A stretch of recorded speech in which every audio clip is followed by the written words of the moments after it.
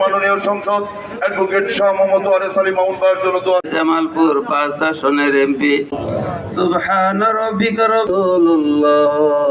সম্পাদক কাবিরুল হাসান আমাদের মাঝে সহ সম্পাদক অ্যাডভোকেট মোবারক হোসেন।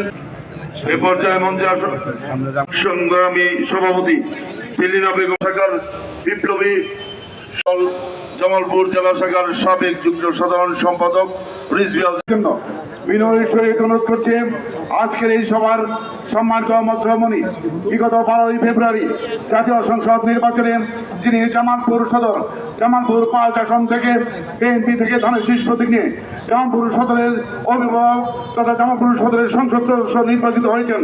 জামালপুর সদরবাসীর সর্বশ্রেণী মানুষের আস্থার মূর্ত প্রতীক জামালপুর সদর উপজেলা বিএনপি এবং জামালপুর শহর বিএনপির আমাদের একমাত্র অভিভাবক।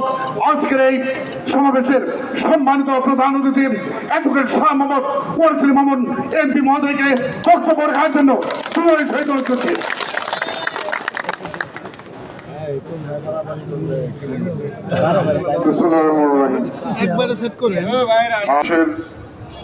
সেই শাসন থেকে মুক্তি পাওয়ার স্বপ্ন দেখেছে এই জাতির মুক্তিকামী মানুষ। দীর্ঘ 25 বছর পাক সরকারের বঞ্চনা থেকে মুক্তি পাওয়ার স্বপ্ন দেখেছে এই জাতির মুক্তিকামী মানুষ।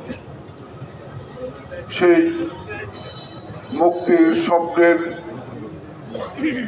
সংগ্রামের যাত্রা শুরু হয়েছিল আজকের এই ঐতিহাসিক দিন 26শে মার্চ 1971,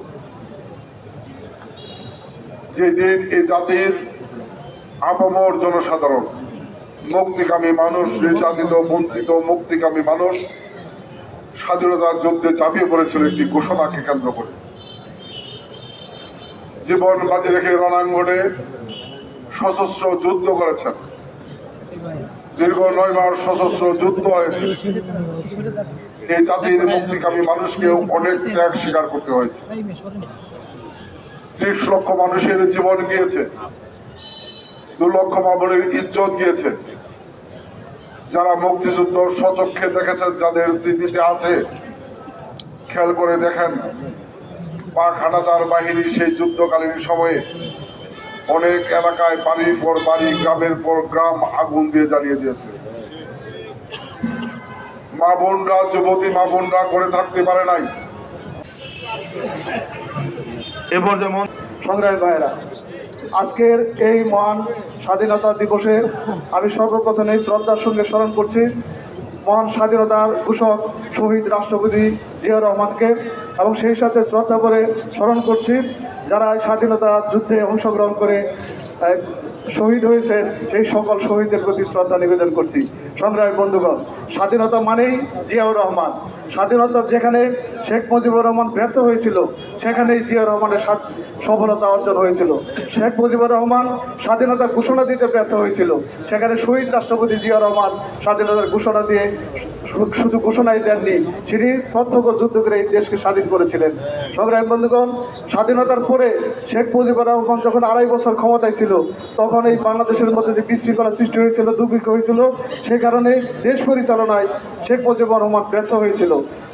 আর সেই কারণেই শহীদ রাষ্ট্রপতি জিয়াউর রহমান সিপাহী জনতা বিপ্লবের মধ্য দিয়ে ক্ষমতায় এসেছিল, এবং ক্ষমতায় আসার পরে অল্প কিছুদিনের মধ্যেই মাত্র 2 বছরের মাথায় বাংলাদেশে একটি শান্তিপ্রিয় বাংলাদেশ, স্বনির্ভর সার্বভৌম বাংলাদেশ রূপান্তরিত করেছিল।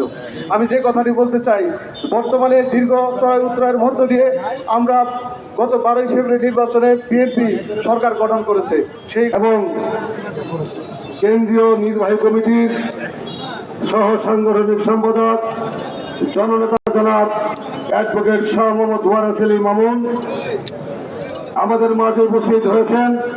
জেলা বিএনপির বিভিন্ন পর্যায়ের নেতৃবৃন্দ, শহর বিএনপির নেতৃবৃন্দ, সদর থানা বিএনপির সকল পর্যায়ের নেতৃবৃন্দ এবং সকল অঙ্গ সহযোগী সংগঠনের সকল পর্যায়ের নেতৃবৃন্দ, বিশেষ করে আজকে সঞ্চালনায় যিনি রয়েছিলেন আমাদের সদর উপজেলা বিএনপির সাধারণ সম্পাদক রুহুল আমিন মিলন এবং শহর বিএনপির বিপ্লবী সাধারণ সম্পাদক শাহদুল্লাহ মাসুদ সহ সকল পর্যায়ের নেতৃবৃন্দ, আসসালামু আলাইকুম।